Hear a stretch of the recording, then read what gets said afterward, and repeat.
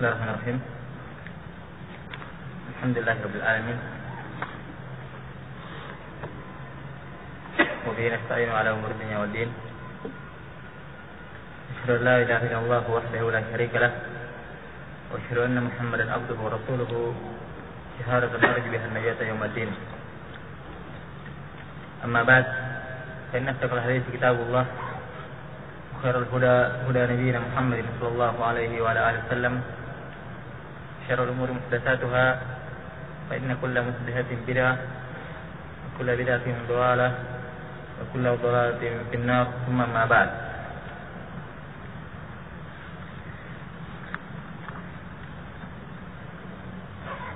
Kita baca kelanjutan dari hadis Ibnu Abbas ini. Nah, kata Rasulullah sallallahu alaihi wasallam, tak kala telah melihat keadaan para anbiya sebelum beliau, ada yang begini, ada yang begitu, pengikutnya cuma sedikit. Kata beliau, "Itrufi ali sawadun azim." Maka tiba-tiba Rufi ali, diangkat kepadaku sawadun azim, sawad hitam yang besar, yang sangat banyak. Fadhalantu, maka saya pun menyangka annahum, bahwa saya sungguhnya mereka ummati, adalah umatku. Karena salah warid Yesus dari beliau bahwasanya beliau adalah umat yang paling umat beliau nanti adalah umat yang paling banyak pada hari kiamat. Umat beliau yang menjadi penghuni surga paling banyak. Bahkan dalam sebuah hadis Rasulullah SAW, ahlul jannah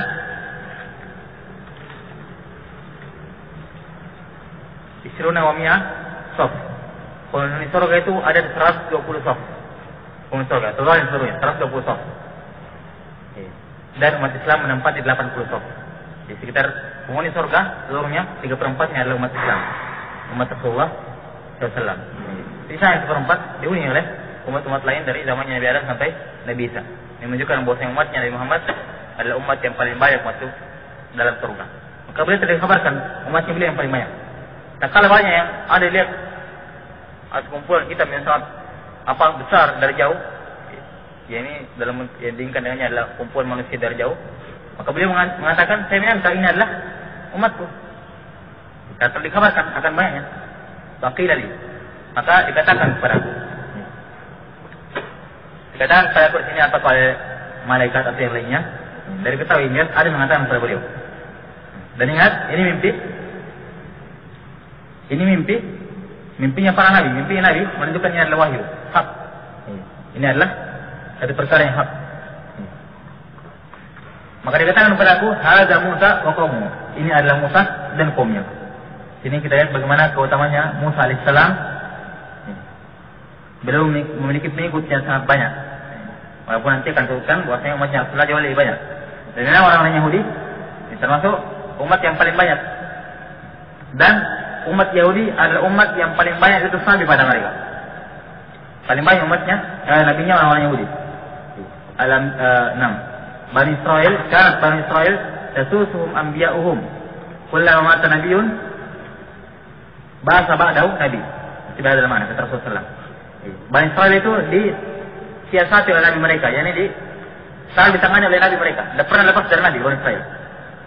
Kapan ada satu nabi meninggal, itu lagi mau nabi yang baru. Nah, ini lihat bagaimana Allah Subhanahu wa taala berikan nikmat pada Bani Israel. Makanya wajar, ya Bani Israel, uzkur nikmatillahi nikmati alaikum. Wahai Bani Israel, ingatlah nikmat kepada kalian. Menunjukkan Bani Israel nikmatnya Allah Subhanahu wa taala kepada mereka sangatlah besar. Tapi demikianlah kita lihat dalam Al-Quran dan hadis Rasulullah bagaimana perlakuan Bani Israel kepada Nabi Musa alaihissalam. Makanya disebutkan bahwasanya ketika Rasulullah dicerca oleh kaumnya, perlakuan dengan perlakuan yang tidak pantas oleh kafir Quraisy, maka beliau bersabda rahimahullahu Musa, laqad uziya aktsar min dzalika fasabar. Semoga Allah merahmati Musa, dia telah dicoba, diganggu dengan gangguan yang lebih besar daripada apa yang menimpa saya, kata Rasulullah, kemudian dia bersabar. Makanya beliau terkenal sebagai nabi yang paling sabar. Diperlakukan sedemikian rupa sama umatnya Bani Israel bersama dengan kebaikan beliau kepada Bani Israel yang telah menyelamatkan mereka dari Firaun. Nah, banyak Bani Israel itu banyak. Ini menunjukkan bahwa saya Bani Israil dan mengikuti Nabi Musa dan agamanya yang sebenarnya itu banyak.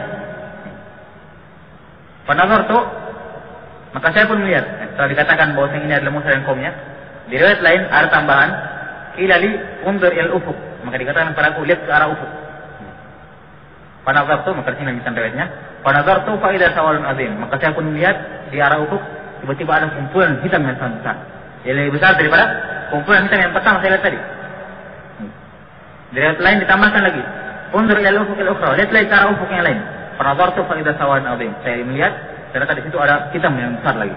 Jadi 2 kali lipatnya. Nah, maka dikatakan padaku, hadhihi umat. Ini adalah umatmu. Umat yang diinginkan sini adalah umat mustajabah, yaitu umat yang menerima dakwah beliau. Umat yang menerima dakwah beliau.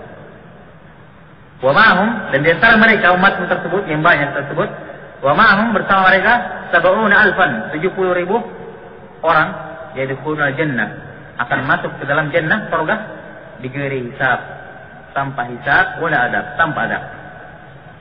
Nah, ini keutamaan Allah Subhanahu wa taala kepada umat ini. Tidak diberikan kepada umat yang lain.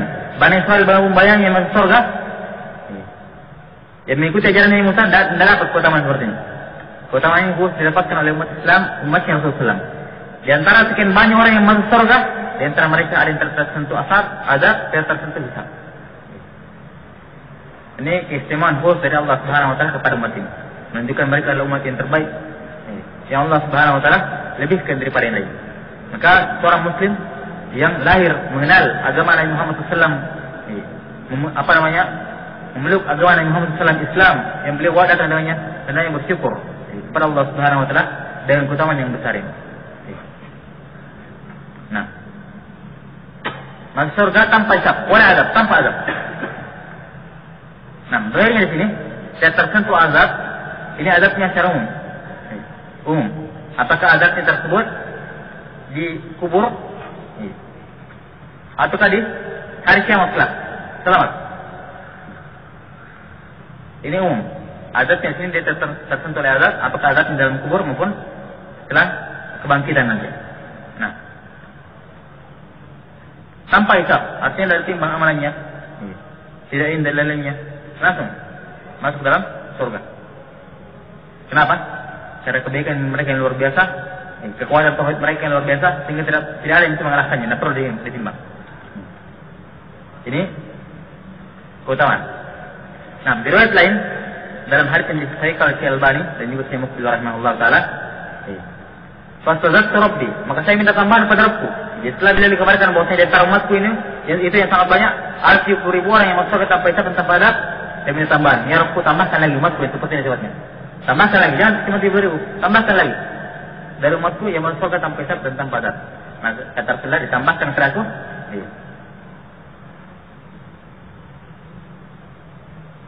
Di kulli alfin sab'una alfan. Pada setiap 1,000 ditambahkan 70,000. Jadi totalnya 70,000 dikali berapa? 70. Sama dengan 4.900.000 orang. Total umat Nabi Muhammad SAW yang masuk tanpa hisab dan tanpa adab. Nah, ini terus lain yang disahihkan oleh Syekh Al-Albani dan juga Syekh Muqbil rahimahullah taala. Nah, di sini disebut 70,000 bukan pembatasan. Bukan pembatasan. Nah, jadi kalau kita gabungkan dengan riwayat yang lain tadi, maka kita katakan total umat Rasulullah yang masuk surga tanpa hisab dan tanpa adab itu totalnya 4.900.000 orang. Tidak lebih, tidak kurang. Karena ini datang nasnya dari Rasulullah sallallahu alaihi wasallam.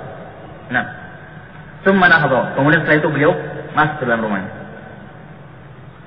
Di sini bolehnya seorang alim memberikan syubhat, melemparkan syubhat dalam artian menguji murid-muridnya. Oh, ada syubhat seperti ini, ada permasalahan seperti ini, atau ada masalah seperti ini, atau ada hukum, ada masalah fikih seperti ini, ada masalah akidah seperti ini. Dilemparkan seperti itu. Kemudian dia tidak berikan jawabannya. Disuruh dulu mereka berpikir, nanti belakangan baru diberikan jawabannya. Cuman dalam pemberian muskil di sini, memberikan masalah atau memberikan satu perkara yang perlu dipikirkan, atau memberikan syubhat, atau memberikan satu persoalan, seorang alim pada muridnya ini ada syaratnya, ada syarat mutlak. Syarat yang pertama,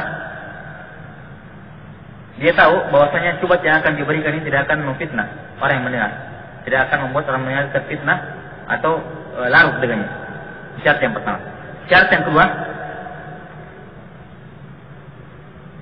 dia harus segera memberikan jawaban dari penyelesaiannya sebelum majelis tersebut bubar.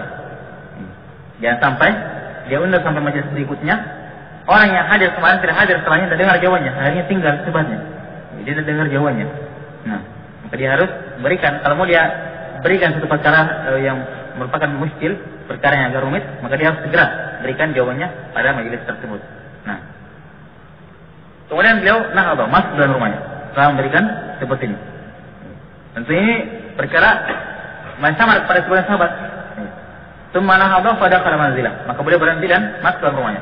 Fa qala an-nasu fi ulai. Maka manusia, yakni para sahabat yang mendengar hal tersebut, khada, yakni terjun membicarakan masalah tersebut. Sibuk membicarakan tersebut fi ulai, tentang mereka. Siapa yang 1000 orang itu?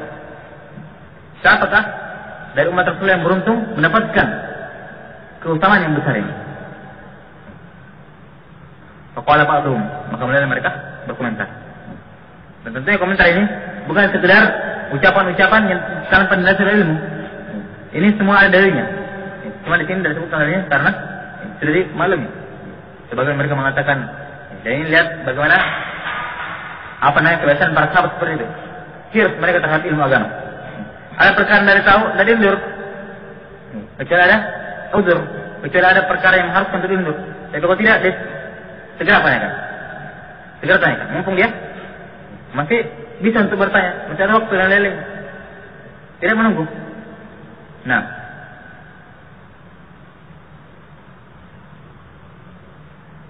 maka setiap orang bersemangat dalam perkara-perkara agamanya. Ada perkara yang tidak ketahui masalahnya, ditanyakan.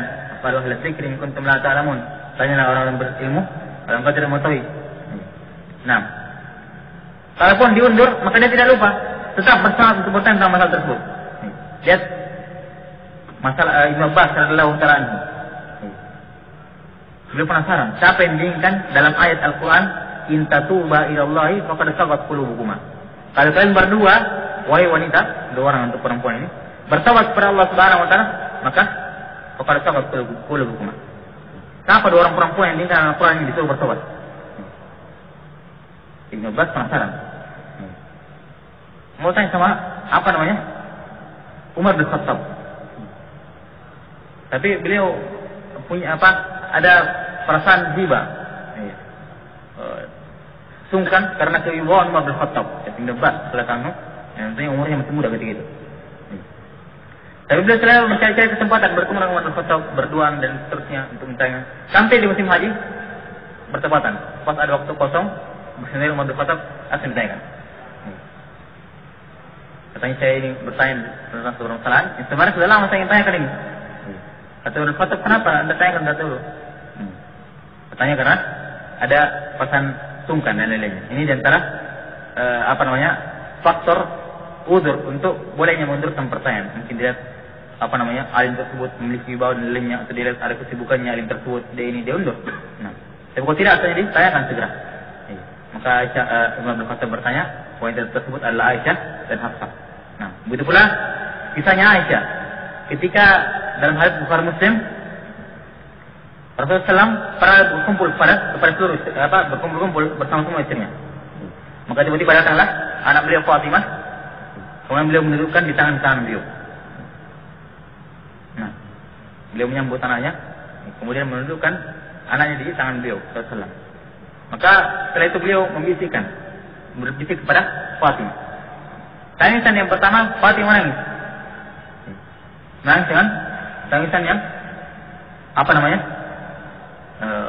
sangat. Kemudian setelah itu dibisik Rasulullah pada bisikan yang kedua, tersenyum. Setelah itu pergi. Aisyah lihat, wanita yang paling fakih secara mutlak, tidak tinggal diam, dia lihat ilmu disembunyikan dalam dia. Maksud saya sini bukan disembunyikan secara mutlak, tapi ada ilmu yang dia tidak ketahui. Timbul jiran dia, kecemburuan dia dalam masalah ilmu. Kenapa saya tidak tahu dalam masalah ilmu? Kenapa ini dan itu? Akhirnya dikejar Fatimah bertanya. Sesungguhnya Rasulullah SAW telah menghapuskan engkau daripada istri-istrinya kami. Nah, sekarang saya minta kepadamu beritahukan apa yang Rasulullah SAW berikan kepada kamu. Beritahukan kepadamu. Maka Rasulullah kata Fatimah, saya tidak akan membocorkan rahasia Rasulullah SAW. sudah udzur, diundurkan. Aisyah pun tidak berani bertanya. Setelah Rasulullah meninggal, berapa tahun setelahnya, ternyata Aisyah subhanallah masih ingat pertanyaannya, datang Fatimah. Sekarang Rasulullah meninggal, kamu bertanya dengan saya. Pertanyaan saya dulu, apa jawabannya? Ya, bertahun-tahun lewat, masih diingat pertanyaan dulu. Menunjukkan semangat dia dalam menuntut ilmu. Adapun sekarang, oh ya Allah ilmu kita kan. Nah, hanya kepada Allah kita mengadukan kelemahan dan kemalasan kita. Saya kan, kata Fatimah, adapun sekarang saya akan memberitahukan kepada ini. Di yang pertama beliau mengucapkan bahwasanya tiap tahun Jibril membacakan Al-Quran pada aku 1 kali. Tahun ini Jibril membacakan kepada aku 2 kali. Dan saya tidak melihat ini kecuali tanda kematian saya terdekat. Maka beliau pun menangis. Yang kedua, kemudian dikatakan ittaqillah wasbir. Fa inna ni'mat salaf ana lak. Bertakwalah kepada Allah dan bersabarlah karena semuanya sebaik-baik salaf pendahulu saya adalah bagi kamu adalah saya. Kemudian pada bisikan kedua dikatakan sama beliau, tidak akan kau senang menjadi sayyidah ahli jannah, menjadi pimpinan perempuannya penghuni surga. Nah, maka beliau pun tersenyum. Ini menunjukkan bahwa ilmu asalnya ditanyakan, segera dipertanyakan. Ini sahabat bersemangat membahas perkara tersebut. Perkara keagamaan yang merupakan muskil bagi mereka. Faqala ba'dhum, sebagiannya mengatakan, "Fara'allahum alladziina sahibu Rasulullah sallallahu alaihi wasallam." Sebagiannya mengatakan mungkin yang diinginkan dengan 70.000 orang ini adalah yang menemani, yang bersahabat dengan Rasulullah sallallahu alaihi wasallam.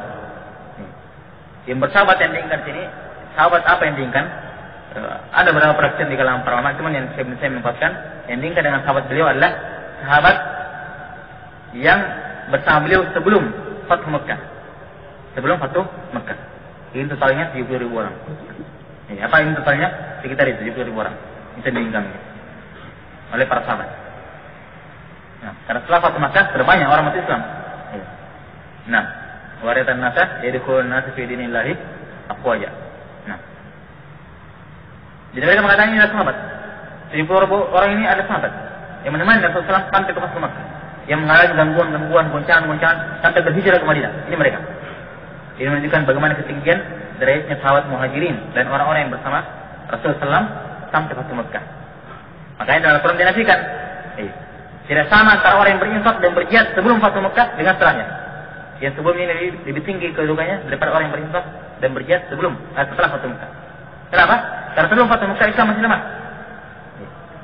Masih dapat gangguan ini dan seterusnya. Hijrah masih kesulitan. Sehingga kalau orang masih Islam di saat itu lebih tinggi kedudukannya daripada orang yang masih Islam ketika Mekah sudah dibuka, karena sudah lapang Islam ketika itu. Nah, ini menunjukkan ketinggian kedudukan para sahabat radhiyallahu anhum majma'in. Nah, diuruskan lagi lebih khusus lagi sahabat Muhajirin. Nah, wa qala ba'dhum, sebagiannya mengatakan falallahum alladzina wulidu fil Islam wa lam yusyriku billahi syai'a. Sebagiannya mengatakan mungkin yang diinginkan oleh Rasulullah di sini adalah orang yang lahir dalam Islam, lingkungan Islam, kemudian mereka tidak pernah berbuat kesyirikan. Ini menunjukkan nikmat besar lahir dalam lingkungan Islam. Kedua orang tua Islam ini nikmat yang luar biasa. Karena dikatakan sini wulidu fil Islam, lahir dalam Islam, sehingga mereka tidak pernah tersentuh oleh kesyirikan. Nah, oleh karena itulah setiap manusia itu bercita-cita untuk seperti ini keadaannya. Nah, mendidik anak-anaknya yang lahir dalam Islam agar dia tidak pernah tersentuh oleh kesyirikan. Dan ini menunjukkan tingginya kedudukan anak-anak yang lahir dalam Islam dan tidak pernah tersentuh kesyirikan. Tingginya kedudukan mereka di hadapan para sahabat. Sampai ketika menyebutkan salah besar, langsung mereka dikira, oh ini mungkin. Karena menunjukkan ini amalan hebat besar, seimbang dengan pahalanya. Masuk surga tanpa hisab dan tanpa adab. Cuma ini sangkaan mereka saja. Oh mungkin begini. Karena menurut sebagian sahabat ini awal yang paling hebat. Karena pahalanya adalah pahala yang paling hebat, pasti yang berbuat, yang mendapatkan yang pasti adalah amalan-amalan yang hebat. Sehingga sebagian mengatakan, oh ini sahabatnya Rasulullah. Sebagian mengatakan, anak yang lahir dalam Islam tidak pernah berbuat kesyirikan. Menunjukkan dua amal ini, sahabat dan lahir dalam Islam dan tidak pernah tersentuh kesyirikan, ini amalnya besar. Tinggi kedudukan yang diisi para sahabat. Nah, mulai Rusia dari yang lainnya menyebut yang lain. Banyak pendapat. Kharaja alaihim Rasulullah sallallahu alaihi wasallam fa akhbaruhu. Maka mendengar ribut-ribut, Rasulullah SAW keluar kepada mereka fa akhbaruhu, kemudian beliau mengabarkan.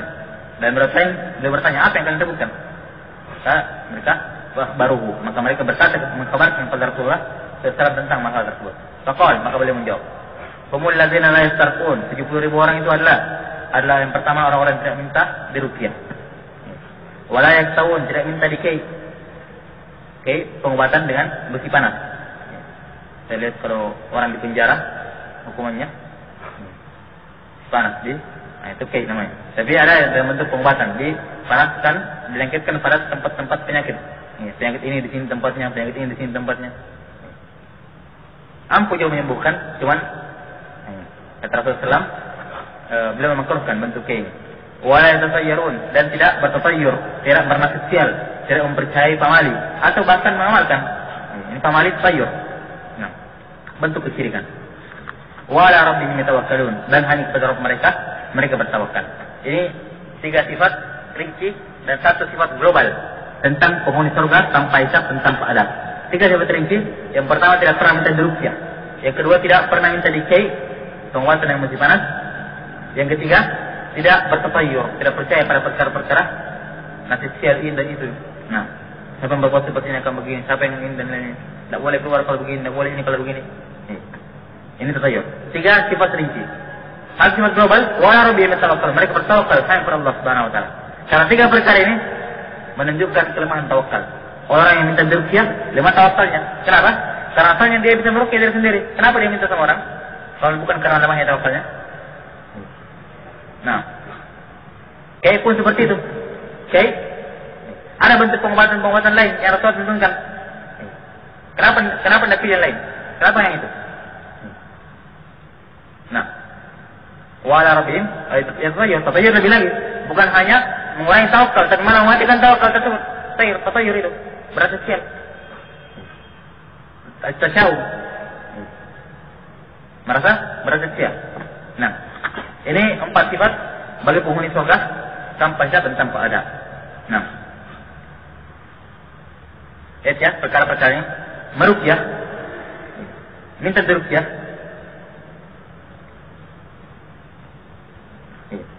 Kenapa di antara kategori ciri-ciri orang yang tidak masuk, orang yang masuk tanpa hisab dan tanpa adab adalah dia tidak minta diruqyah. Padahal asal ruqyah adalah perkara diperbolehkan, disyariatkan, dianjurkan. Kata Rasulullah, "Man istata'a minkum an yanfa'a akhahu falyanfa'." Siapa yang sanggup memberikan manfaat pada saudaranya, berikan manfaat. Kalau mampu meruqyah, ya bantu. Disyariatkan. Tapi kenapa dia tidak minta diruqyah? Padahal kalau dia minta, disyariatkan bagi orang yang minta untuk menjawabnya. Membantu dia. Kenapa tidak minta? Karena kuatnya iktimat, penyandaran dirinya, penyandaran hatinya kepada Allah Subhanahu wa taala. Poin yang kedua, jiwa yang terlalu mulia untuk berharap merendah kepada selain Allah Subhanahu wa taala. Kalau minta kan ada untuk perendah kan? Minta. Dan bisa diingkari dalam hati. Kalau orang minta, bagaimanapun tingginya orang tersebut pasti ada merendah kepada siapa yang dia mintai. Dan nampakkan atau tidak nampakkan, pasti ada kerendahan, bentuk kerendahan daripada siapa yang dimintai. Orang masuk tanpa hisab terlalu mulia, terlalu tinggi jiwanya untuk merendah kepada Allah Subhanahu wa taala. Poin yang ketiga, karena ketika minta diruqyah ini ada bentuk ketergantungan hati kepada Allah Subhanahu wa taala, mengurangi nilai tawakal. Jelas bentuk ketergantungan hatinya jelas. Jelas bentuk ketergantungan hatinya. Karena apa namanya? Dia bisa meruqyah sendiri, ada dalil-dalilnya dari Al-Qur'an, ada dari Sunnah. Dia bisa bacakan sendiri Al-Quran. Apakah dibacakan di air minum, terus minum airnya, atau diletakkan tangannya di tempat yang sakit, kemudian membaca doa yang khusus dari Rasulullah SAW. Bisa meruqyah itu sendiri. Sakit gigi, sakit perut, sakit ini, sakit kepala, bisa diruqyah semuanya. Kenapa dia minta kepada orang lain? Kenapa dia minta diruqyah? Ini ada taluk, ketergantungan hati kepada Allah Subhanahu wa taala. Ini 3 perkara yang mendorong. Maka wajar kalau orang tersebut mendapatkan hal yang sangat luar biasa. Karena yang perkara-perkara tawakal yang sulit untuk dikontrol hal tersebut. Asalnya manusia dan manusia lain terlepas dengan kebutuhan, saling membutuhkan satu yang lainnya. Ini tidak bisa diingkari, fitrah. Tidak ada manusia yang sanggup hidup sendirian, pasti dia butuh yang lainnya. Nah, tapi kalau dia bisa membuang perasaan ini, membuang perbuatan tersebut pada masalah ruqyah ini, masalah ruqyah, dia bisa tolak. Yang merupakan asal tabiat manusia tersebut, tidak butuh pada orang dalam masalah ruqyah. ketinggian itu. Nilai lebih daripada manusia yang lainnya. Nilai lebih daripada manusia yang lain. Baik.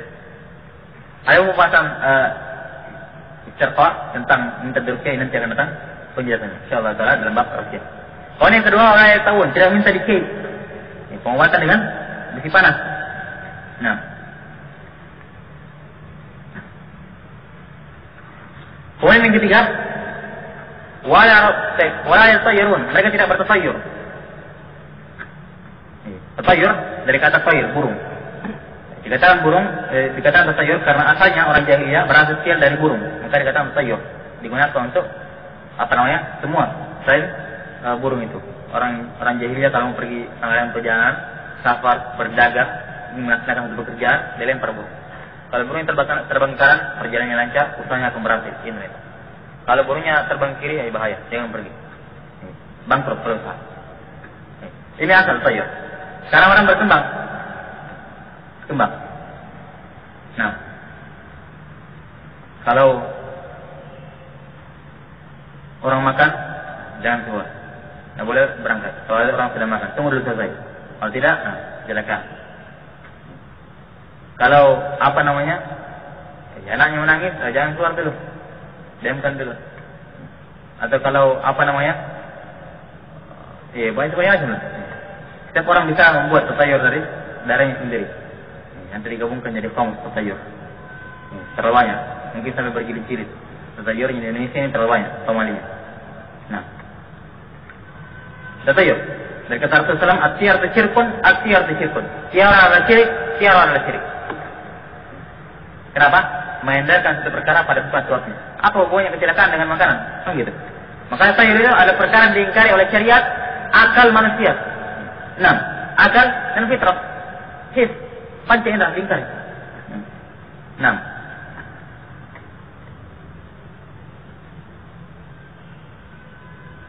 terkungkung dengan alat seperti itu, sehingga dia tidak bisa bergerak kemana-mana. Dilingkup oleh tasayyur tersebut. Dan inilah hakikatnya orang yang ketinggalan zaman. Di zaman sekarang ini masyarakat berpikiran seperti itu. Ini hakikatnya ketinggalan zaman. Nah, di zaman yang Islam serba canggih sekarang, masyarakat berpikiran seperti itu, bertasayyur. Tidak ada hubungan sama pautnya, tidak ada hubungan sama akibat, masih berpikiran juga pada perkara-perkara seperti itu. Nah, ini juga tentang tasayyur, akan datang bab sendiri oleh pengarang. Nah, muala rabbihim yatawakkalun, dan kepada Rabb mereka bertawakal. Ini juga bertawakal nanti akan datang pembahasan. Dan jelas ini menunjukkan bagaimana keutamaan tawakal. Sampai tawakal merupakan inti amalan dari semua ini. Tidak minta diruqyah karena tawakal kepada Allah Subhanahu wa taala, tinggi tawakalnya. Tidak minta dikei karena tinggi tawakalnya. Tidak bertasayyur karena tawakal yang tinggi kepada Allah Subhanahu wa taala. Yang ujung-ujungnya dapatkan masuk surga tanpa hisab dan tanpa azab. Yang menunjukkan bagaimana besarnya pahala atau besarnya kedudukan tawakal ini di hadapan Allah Subhanahu wa taala. Baik.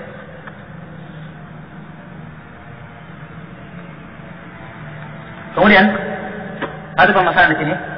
Apakah sebab-sebab yang bisa menghalangi seorang untuk masuk surga tanpa hisab dan tanpa azab hanya terbatas pada 3 perkara ini, atau perkara-perkara lain yang mirip dengannya? Yang sekarang permasalahan. Contoh, ada 2 contoh di sini disusun oleh pengarang kitab. Yang pertama doa. Minta didoakan sama orang. Tolong doakan supaya lulus. Tolong doakan supaya sembuh. Tolong doakan supaya ini. Nah, minta doakan. Ini minta doakan apa?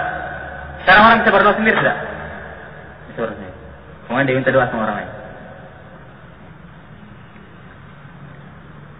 Nah, kalau Syekhul Islam Ibnu Taimiyah rahimahullah, beliau beranggapan bahwasanya ini kategori masuk. Karena ruqyah itu masuk dalam bentuk doa. Ya kan? Ruqyah itu masuk dalam bentuk doa. Nah, yang seharusnya kalau ruqyah dimakruhkan untuk minta ruqyah, maka doa pun seperti itu. Walaupun di antara bentuk tawassul yang diperbolehkan doanya orang soleh. Doanya orang soleh. Nah, minta doakan oleh orang soleh. Bagaimana para sahabat, ada beberapa sahabat yang minta doakan oleh Rasulullah. Cuman dari sisi kekuatan tawakal dia berdoa sendiri-sendiri. Makanya sebagian ulama, sebagian alim yang memahami masalah ini, ketika dimintai tolong doakan saya doa ini, tidak menerima. Bukan karena kulit, bukan karena ini dan lainnya. Seperti yang kadang. Tidak ingin khawatir jangan sampai orang yang minta doa ini masuk keluar dari kategori ini. 3.000 orang ini. Walaupun saya di sini tidak bisa dipastikan, cuman ada bentuk seperti itu, minta. Sama seperti ruqyah bisa meruqyah diri sendiri, dan kenapa dia minta sama orang lain? Tawakkalnya kurang. Doa bisa doa sendiri, tapi kenapa minta didoakan sama orang lain? Nah, kurang percaya sama Allah. Ini parah lagi kalau orang yang seperti ini. Atau merasa dirinya tidak pantas untuk berdoa. Ini belum tahu sangkaan jelek kepada Allah Subhanahu wa taala, menganggap Allah tidak menerima doanya orang-orang yang berdosa. Oh, tidak pantas berdoa, terlalu bergimana dengan doa saya. Tolong doakan saya. Nah, tolong doakan saya. Ini belum tahu sangkaan buruk kepada Allah ini memperparah lagi nih keadaan. Kalau sekedar, saya bisa doa sendiri, saya yakin kalau saya berdoa pun diterima Allah, semua lebih afdal. Ini pun masih dipermasalahkan. Apalagi kalau sudah menyangka sangkaan buruk kepada Allah Subhanahu wa taala. Minta doakan sama orang lain karena dia tidak pantas dirinya ini dan seterusnya. Nah, ini asal bentuk-bentuk tawassul kepada Allah Subhanahu wa taala. Orang musyrikin kan begitu. Kenapa orang musyrikin berdoa kepada orang saleh? Karena anggap mereka kotor, tidak pantas berdoa kepada Allah, pantas perantara. Nah, walaupun kita katakan minta kepada orang doa kepada orang yang saleh, minta doakan sama orang yang saleh, tentunya masih hidup. Ini dan terbentuk tawassul yang dibolehkan.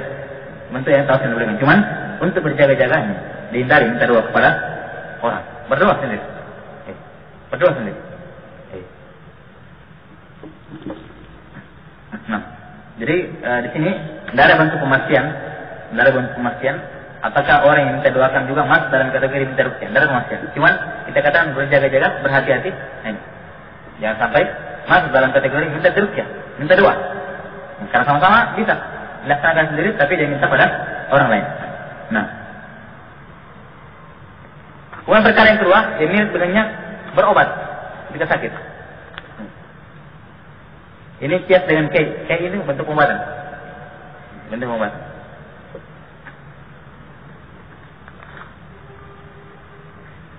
Kesimpulan dalam masalah ini ada 3 pendapat di kalangan para ulama yang mengatakan boleh berobat, tapi lebih afdal untuk meninggalkan. Ini pendapatnya Ahmad.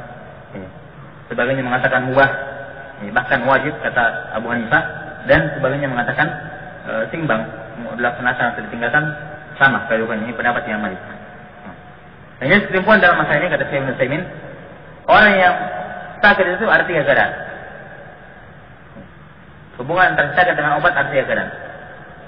Yang pertama, dia tahu dia kemungkinan besar kalau dia minum obat ini bermanfaat bagi sakitnya, menyembuhkan sakitnya. Bahkan kalau dia tidak minum obat tersebut bisa berbahaya pada dirinya. Maka sini wajib untuk berobat. Ya ibadallah tadawu, wahai hamba Allah, berobatlah kalian. Ma anzalallahu min da'in illa anzalahu shifa. Tidaklah Allah menurunkan penyakit kecuali Allah turunkan obatnya. Aliman alimah wa jahilah wa man jahilah.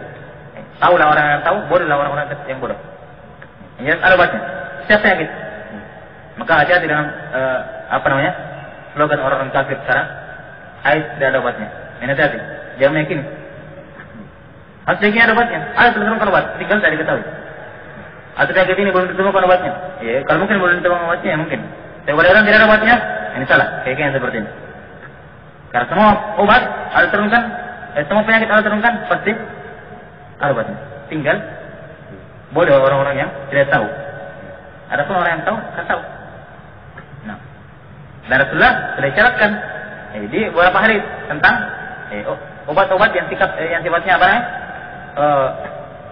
Obat serum kata Rasulullah dalam hadis Nabawi dan riwayat Bukhari, asy-syifa fi salat. Obat itu pada 3 perkara. Yang pertama minum madu, yang kedua bekam, dan yang ketiga kay dengan api. Kay. Tapi kata Rasulullah, saya melarang umatku dari kay. Saya memakruhkan dari kay. Jadi kita madu dan bekam. Diriwayatkan dari hadits Aisyah, "Inna hadhil habbatus sauda shifa'un min kulli da'in illa min as-sam." Sesungguhnya habbatus sauda, jintan hitam ini obat dari seluruh penyakit kecuali mati. Ini kan tegas. Semua penyakit kecuali mati. Mau jangan berpikir ada obat yang ada penyakit yang tidak ada obatnya. Sebelumnya sudah diterangkan oleh Allah Subhanahu wa taala, telah turunkan obatnya, tinggal dicari. Nah, tinggal dicari. Nah, kemudian keadaan yang kedua, tadi keadaan yang pertama ya, kemungkinan besar bermanfaat obatnya, dan kalau dia tidak gunakan obat tersebut, dia sendiri. Keadaan yang kedua, kemungkinan besar obat tersebut bermanfaat, Tapi kalau ditinggalkan obat tersebut juga tidak membahayakan dirinya. Tidak membahayakan dirinya. Walaupun kemungkinan besar kalau dia minum obatnya sembuh. Maka di sini dikatakan afdol berobat, afdolnya. Kalau dia tidak mau tidak apa-apa, cuma afdolnya. Keadaan yang ketiga seimbang. Seimbang. Nah, artinya ada obat sangkanya belum terlalu besar, masih seimbang. Ini dia sembuh tidak masih ragu-ragu. Nah, sembuh tidak. Apalagi obat yang diminum, ternyata diminum dan sembuh-sembuh juga. Ini beda lagi. Maka sini tarku afdal. Dia meninggalkan berobat seperti ini lebih afdal. Meninggalkan berobat lebih afdal. Kalau seperti itu keadaannya. Kalau seimbang antara ada kemungkinan sembuh dengan tidaknya, ditinggalkan. Itu lebih afdal. Nah.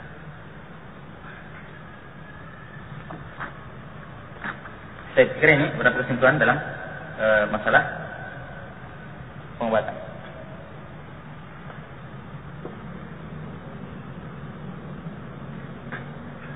Nah, dari sini kita lihat bagaimana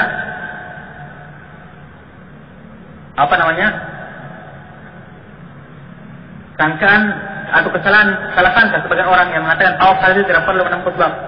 Tawakal sekedar diam, duduk. Kalau mau sembuh, kalau tidak perlu ambil minum obat, tidak perlu, ini salah. Karena Rasulullah di hadits ini beliau mengatakan hanya kepada Allah mereka bertawakal. Tapi di hadits lain beliau menganjurkan, ya ibadallah tadawu, wahai hamba bertobatlah kalian. Menunjukkan obat itu berobat tidak menafikan tawakal. Tidak menafikan tawakal.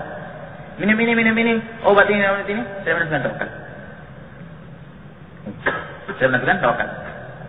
Nah, bahkan dari kesimpulan tawakal mengambil sebab.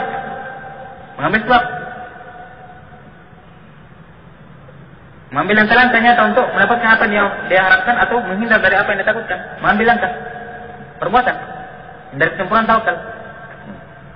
Nah, kesimpulan tawakal.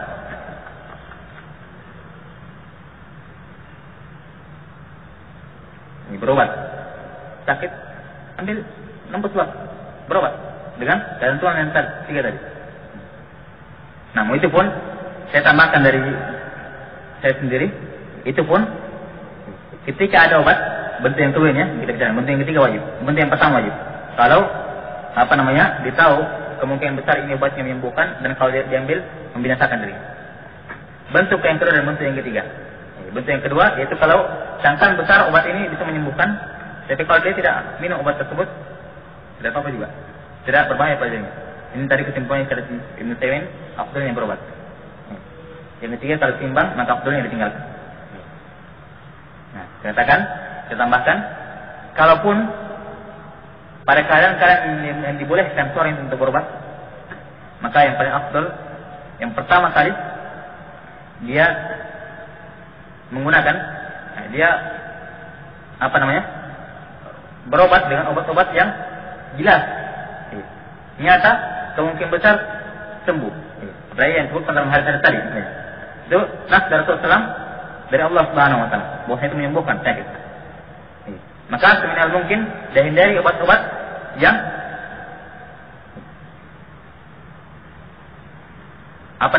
selain disebutkan dalam hadis tadi, madu, misalnya berbekam dan lain ini obat yang syariah. Dan ini kalau dilaksanakan oleh seorang muslim, ketika nampak seperti ini, otomatis akan nampak syariat Islam. Karena antara syariat Islam adalah pengobatan dengan bentuk-bentuk ini. Kenapa madu tidak terkenal? Ini sekarang bukan masalah madu ya. Nah, sekarang kita berbicara tentang syariat Islam. Karena pun juga pengobatan dengan madu, pengobatan dengan bekam, pengobatan dengan obat soda masuk dalam syariat Islam. Masuk dalam hadis Rasulullah dan hadis Rasulullah bagian dari syariat. Kenapa tidak nampak ini di hadapan manusia? Kenapa orang lebih percaya dan lebih banyak menggunakan obat-obatan dari negeri kafir? Walaupun kita tidak larang, boleh. Ya, karena umat Islam sendiri yang meninggalkan pengobatan nabawi seperti ini. Nah, maka sekuat mungkin, semaksimal mungkin dia usahakan berobat dengan cara-cara nabawi yang ditentukan oleh Rasulullah SAW. Kalau yang kedua, kalaupun dia menggunakan obat-obat yang lainnya selain dari apa yang ditentukan oleh Rasulullah SAW, dan kita diperbolehkan, maka jangan terlalu keseringan. Jangan terlalu keseringan. Khawatir muncul ta'alluq, ketergantungan hati kepada Allah Subhanahu wa taala. Nah, ini biasa. Demam, gejala demam, dekologen 1 kali sembuh. Yang kali kena lagi demam, yang lagi dekologen sembuh. Ketiga kalinya, gampang dekologen. Sudah. Ketergantungan hati. Sehingga apa? Iya. Tidak mustahil timbul kekian obat ini menyembuhkan, bukan Allah. Tidak mustahil. Begitu keadaannya. Obat ini yang menyembuhkan. Zat ini yang ada dalamnya zatnya. Bukan Allah. Tidak mustahil timbul seperti itu. Ada temannya sakit. Ini peminum obat manjur. Kalau saya manjur.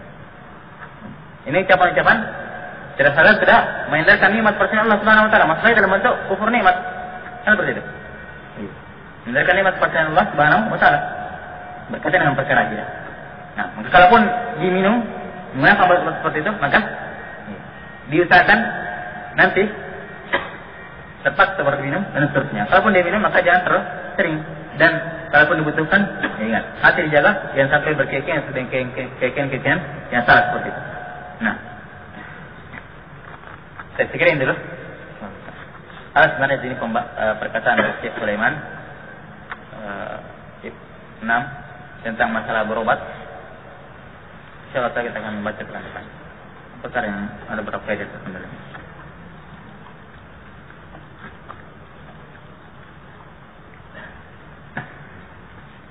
Apa hukum bersalawat ketika nama Rasulullah disebut ketika khutbah Jumat? Hukumnya tetap sunnah muakkadah. Sunnah muakkadah berkhutbah, sunnah muakkadah bersalawat kepada Nabi Sallam ketika nama beliau disebut, walaupun dalam khutbah. Yang terlarang itu berbicara ketika khutbah, itu berbicara sesama jamaah. Adapun antara imam dan jamaah, khatib dengan jamaah itu boleh berbicara. Nah ini, seperti misalnya dia sedang khutbah, seperti Rasulullah sedang khutbah, ada orang masuk langsung duduk, langsung tegur, potong khutbahnya. Selesai tidak? Belum, terus sholat 2 rakaat.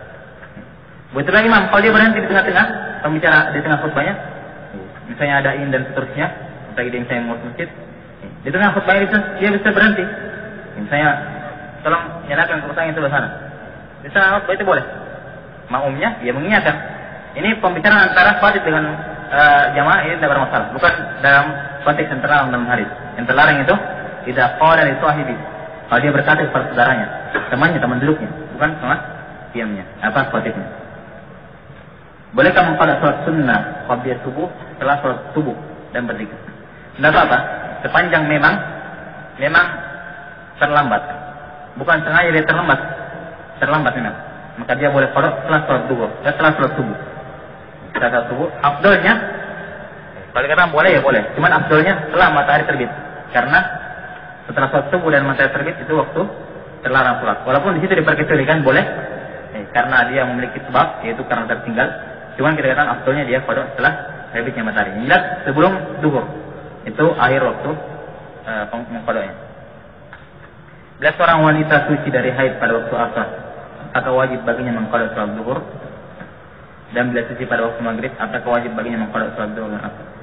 Yang pertama wajib. Kalau dia suci pada waktu asar, maka dia mengqada duhur dan asar. Karena duhur asalnya masih punya waktu darurat sampai akhir waktu asar. Nah, dan Rasulullah dalam ketika di masjid kadang mengqada salat duhur dan asar tanpa hujan dan tanpa udzur. Kadang sekali, jarang sekali. Ini menunjukkan masih ada waktunya duhur di situ. Nah, kalau dia suci di saat asar, maka wajib bagi dia untuk mengqada duhur. Laksanakan asar. Adapun kalau maghrib, tidak ada wajib untuk mengqada zuhur dan asar. Tidak ada. Karena zuhur dan asar tidak punya hubungan dengan maghrib. Maghrib itu hubungannya dengan isya.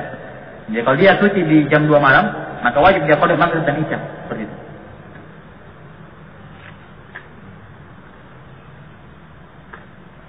Apa makna atau arti dari gelar Syekhul Islam dan Al-Hafidh, dan siapa saja yang berhak mendapat gelar tersebut? Syekhul Islam kalau secara kata, Syekh artinya guru, Islam, gurunya Islam, artinya dia dianggap tokoh guru besar Islam gitu. Al-Hafidh dari kata al-hifdz, hafalan. Dikatakan al-Hafidh kalau dia mempunyai hafalannya. Nah, tentang gelar-gelar ini, mereka tidak memberikan gelar pada diri sendiri, diberikan gelar. Orang lain memberikan gelar pada diri mereka. Walaupun kadang sebagian ulama tidak menyenangi gelar seperti ini, seperti Taqiyuddin, Muhyiddin yang menghidupkan agama, seperti Imam Nawawi. Imam Nawawi itu benci disebut dengan Muhyiddin. Betul baca Nasiruddin Albani tidak mau disebut dengan nama Nasiruddin, ulama agama, karena nama beliau Muhammad. Dipanggil dengan nama beliau. Nah, yang jelas ini gelar dari orang yang lain menunjukkan bagaimana ketinggian orang tersebut dan sebagai penghargaan atas jasa mereka kepada Islam. Nah, ada pun orang yang berhak Syekhul Islam ini jenjang yang tinggi. Ini tentunya yang memiliki jasa yang besar terhadap Islam, tinggal seakan-akan dikatakan Islam ini atau dia memiliki jasa yang besar dalam Islam, seperti Ibnu Taimiyah. Nah, betapa banyak kelompok-kelompok dalam Islam yang cuma beliau sendiri yang bantah, dari yang lain. Ini berperan penting sekali. Dia termasuk Syekhul Islam seperti Urwah bin Zubair atau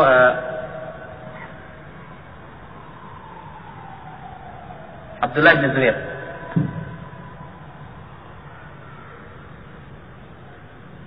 Atau tidak Urwah bin Zubair, digelar oleh Al-Hafiz Ibnu Hajar sebagai Syekhul Islam. Syekhul Islam. Begitu pula Syekh Muhammad bin Wahab digelar juga dengan Syekhul Islam. Nah, ada beberapa ulama yang digelar dengan Syekhul Islam. Adapun Al-Hafiz ini identik dengan ahli hadis yang banyak hafalannya, ribuan hadisnya. Al-Hafiz Ibnu Hajar, Al-Hafiz Ibnu Katsir, Al-Hafiz Al-Iraqi dan lain-lainnya. Ini identik dengan seperti itu. Apa hukum membaca surah pendek setelah membaca Al-Fatihah dalam salat sirriyah bagi imam dan makmum? Hukumnya sunnah. Hukumnya sunnah.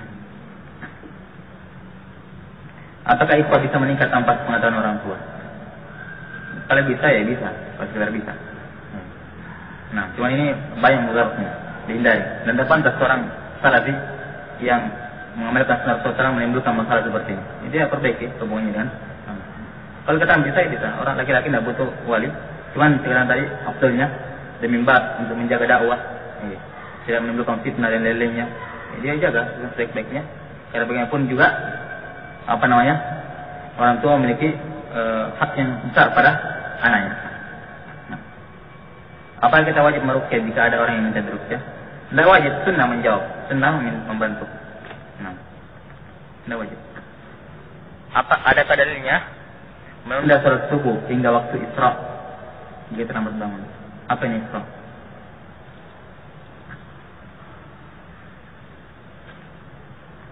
Tidak ada. Salat subuh kapan bangun langsung dikerjakan. Kalau ditunda lagi berdosa dia. Berdosa dia. Kapan bangun langsung dikerjakan. Nah, man nama salat wa nasiyanha fawaqtuha hina dzakarha hina sayqat aw dzakarha. Kapan tertidur dari salatnya atau dia lupa, maka waktunya ketika dia ingat atau dia bangun. Ketika dia langsung, yang dia tunda. Bagaimana dengan pengobatan yang dilakukan dengan memasukkan air panas ke dalam botol untuk ditempelkan pada bagian badan yang sakit? Apakah hal ini termasuk pada jenis dengan pengobatan menggunakan besi panas? Wallahu alam, di sini kalau lihat bentuknya lebih mirip dengan bekam. Bekam kan seperti itu. Kalau kita lihat tradisi tanduk saat itu dibakar atasnya panas, tempelkan pada tempat sakit agar darah kotornya mengalir terisap semuanya. Nanti setelah menggembung baru dikeluarkan diri. Atau kalau tidak punya tanduk, tapi pakai gelas masukkan ke dalamnya atau benda-benda yang tahan terbakar, bakar dia, kemudian lengketkan ke bagian yang sakit, itu hampir sama, menyerap darah kotor. Nah, seperti ini juga Allah alam, air panas dalam botol diberikan. Cuma Allah saya sendiri belum pernah lihat pengobatan seperti ini. Jadi mungkin saya ada sangkaan, mungkin dia mendekati ke arah hijamah, bentuk bekam. Nah, dan tidak termasuk dalam besi panas ya. Kayak itu membuat sakit dan membuat ini, kalau ini tidak. Suatu waktu aku melewati kuburan orang kafir. Ini ceritanya, dengar baik. Yang sama sekali tidak tercampur dengan kuburnya orang mukmin seorang pun. Lalu kemudian terlintas ucapan di hati, rasakan azab yang ditimpakan kepada kalian, hai orang kafir. Dari Tuhan kalian yang Maha Perkasa lagi agung. Apa hukum ucapan yang terlintas di hati? Seperti ini.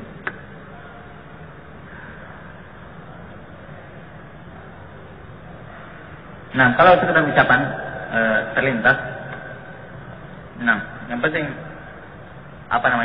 jelas asalnya mencerca orang meninggal itu adalah perkara yang dilarang oleh Rasulullah. Apakah dia mukmin atau kafir? Cuma di sini ucapannya sekedar taubih. Taubih itu meresahkan seperti itu. Nah, wallahu alam apakah ini masuk dalam bentuk cercaan atau tidak? Cuma zahir di sini tidak masuk cercaan. Sekedar ingin. Kalaupun dikatakan masuk cercaan, maka insyaallah taala tidak mengapa sepanjang tidak diucapkan. Wallahu alam. Itu dihindari aja. Bagaimana dengan seorang wanita yang menolak untuk menikah dengan alasan kurang ilmu agamanya? Kadang dibenarkan, kadang tidak. Cuman kalau asalnya tidak pantas, bukan unsur syar'i seperti itu untuk mundur. Dia bisa belajar setelah menikah. Bahkan lebih luas gerak lingkupnya setelah dia menikah, sebelum punya anak. Setelah menikah cepat-cepat belajar sebelum punya anak. Itu waktu yang paling luang, bisa kemana-mana dan seterusnya, ada yang menemani. Nah, malah kalau sebelum mungkin lebih terbatas geraknya. Menjadi itu bukan udzur yang syar'i dalam masalah tersebut. Nah, dan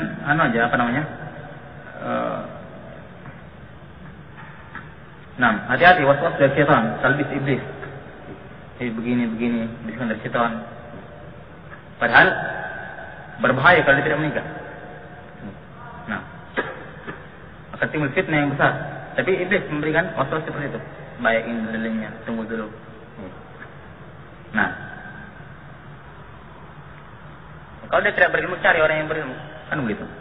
Baik. Bagaimana dengan orang tua yang bertatayur, tapi kemudian memberikan faedah alasan yang masuk akal tentang tatayurnya itu? Anda ada yang masuk akal dengan tatayur itu? Tidak masuk akal itu. Apa yang masuk akal? Kalau ada tatayur yang dianggap masuk akal, nah, ini berarti asalnya dia juga yang rusak. Karena menganggap kecirikan itu masuk akal. Tidak ada kecirikan yang masuk akal. Atau aku mencabut rambut putih uban.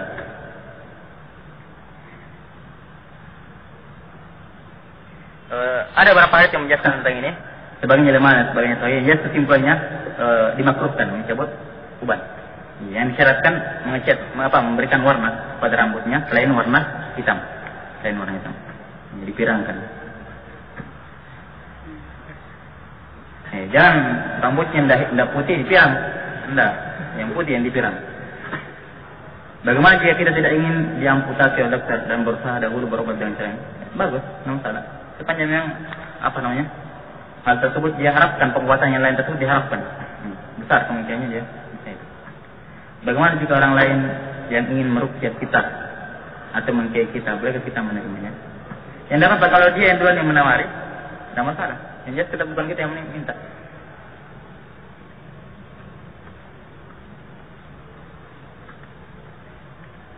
Bagaimana kalau kita tidak mau minum obat yang diberikan dokter, hanya minum obat nawiyah? Bagus, nawiyah. Yang penting tadi tidak timbul mudarat. Bagaimana kalau kita minta kepada salah seorang jemaah haji untuk didoakan ketika wukuf di Arafah? Yang saya katakan tadi, asalnya perkara tersebut diperbolehkan. Cuman saya juga katakan tadi kesimpulannya tidak bisa memastikan masuk dalam bentuk minta ruqyah. Cuman berjaga-jaganya, hati-hati. Dia hindari. Makanya cepat haji juga. Tidak bisa berdoa di sana. Bagaimana hukumnya merasa sial setelah melakukan maksiat? Jika setelah maksiat dia mendapatkan satu kesyaan. Apa itu maksud saya? Ya enggak. Seperti negaranya setelah berbuat maksiat ala tegur dan lainnya diberikan kejaran atau kecelakaan dan lainnya. Dia sebenarnya bukan merasa sial, dia mentaubih. Merasakan diri sendiri. Ini rasakan. Kenapa kamu berbuat maksiat? Ini ganjarannya kan begitu. Nah. Berapa ayat dalam Al-Quran merupakan bacaan ayat sajadah yang sahih? 4 tempat yang merupakan ayat sajadah yang sahih. Yang pertama dalam surah ayat 25, yang kedua surah An-Najm ayat terakhir,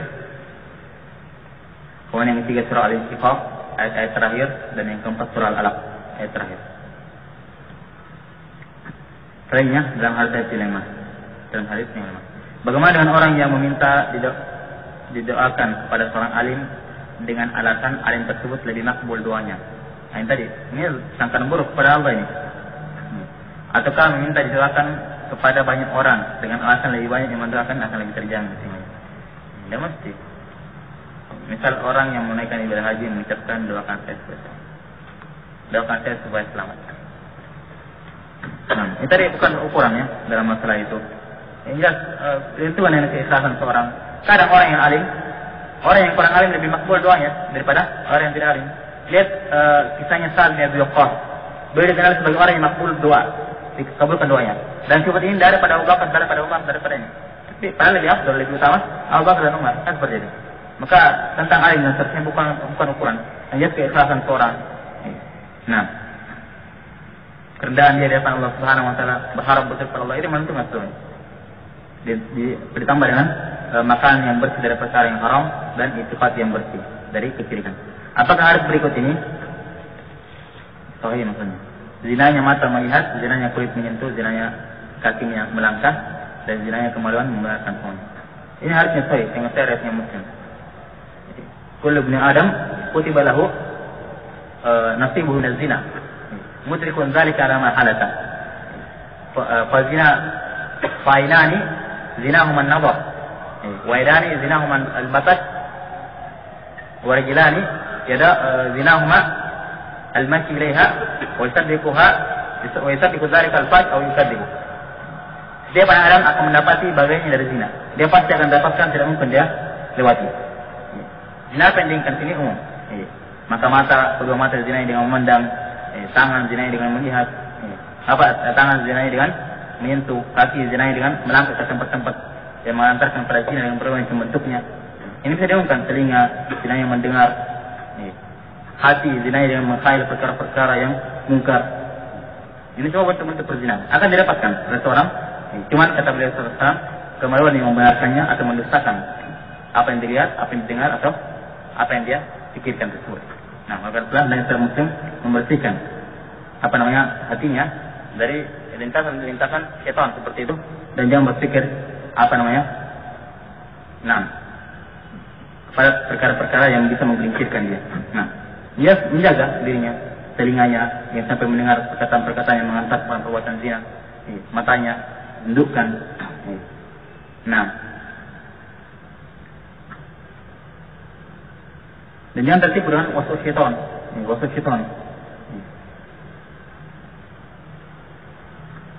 Ingin menasihati si fulana, ingin menyelamatkan si fulana, atau ingin mendorong si fulan supaya tidak putus.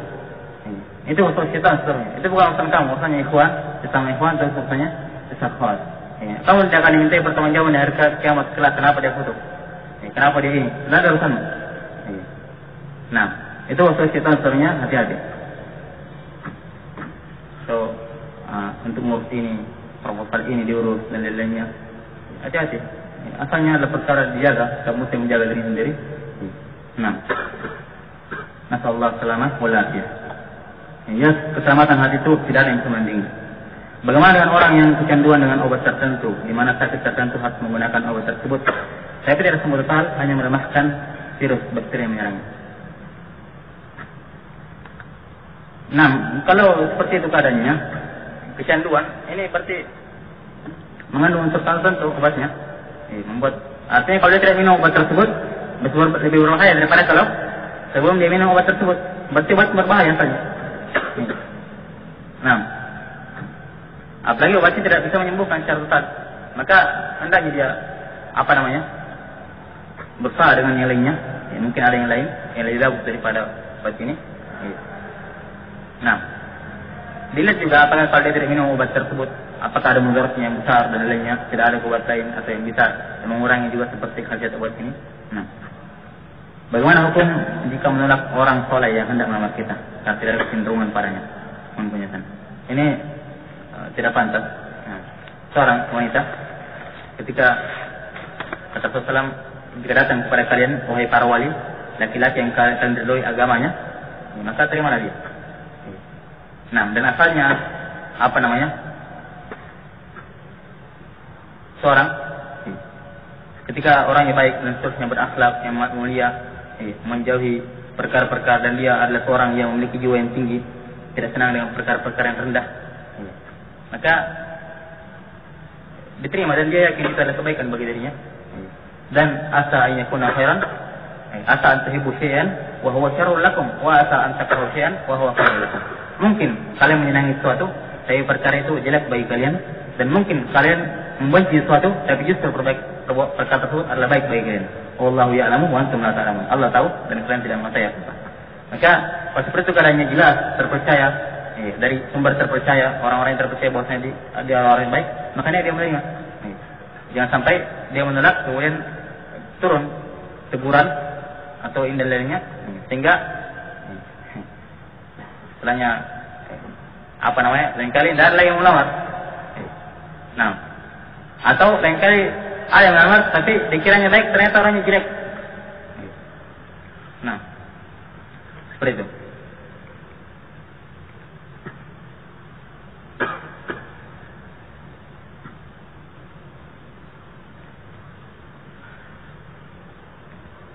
Bila wanita suci pada tengah malam dan takutkan membawa mudarat dalam mandi janabah, maka apakah cukup baginya berwudu kemudian sholat, dan adakah pengganti dari mandi? Ini tidak cukup wudu, tayamum, jangan wudu. Mandi junub itu diganti dengan tayamum, bukan diganti dengan wudu. Kalau bisa wudu, kenapa tidak sekali mandi? Mandi kan cuma 3 kali ceramah, suci sudah. Tidak perlu, kalau dia mau mandinya mandi cukup, segar siram 3 kali kepala, kena seluruh tubuh, selesai. Kalau bisa wudu, kemungkinan besar bisa mandi juga, sama itu. Maka junub, mandi junub itu digantikan dengan tayamum. Kalau dia wudu tidak syah, tetap harus tayamum. Nah, diganti sholatnya. Bagaimana hukum membunuh cacing untuk makan? Jangan kena membunuhnya. Itu ada masalah, semuanya. Bolehkah membunuh cicak dan apa saja binatang yang bisa disunahkan dibunuh dan apa cacing?